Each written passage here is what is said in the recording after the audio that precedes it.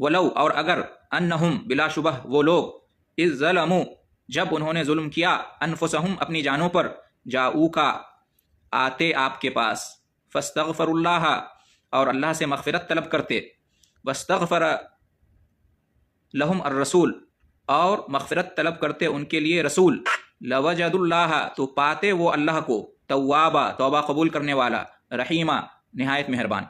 बाज़ अहले बिदत ये कहते हैं, बिदती लोग ये समझते हैं कि रसूल के पास आकर मगफिरत की तलब करना ऐसा ही है जैसा कि आपकी ज़िंदगी में आपके पास आकर मगफिरत तलब करना था।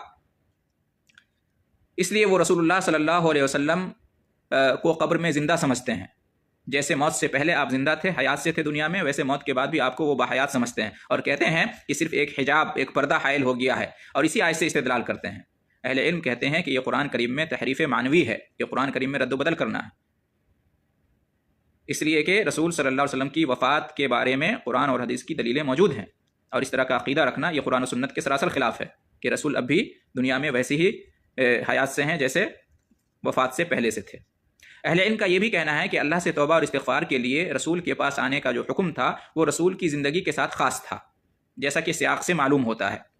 क्योंकि रसूल सल्लल्लाहु अलैहि वसल्लम की वफ़ात के बाद अब आपसे कुछ नहीं मांगा जा सकता, क्योंकि रसूल की वफ़ात के बाद आपसे कुछ मांगना या आपकी कब्र पे जाके कुछ मांगना ये शिरकिया अमल है, इससे बचना चाहिए। इसलिए हम देखते हैं कि सहाबाए किराम के ज़माने में इस तरह का कोई मामूल नहीं था।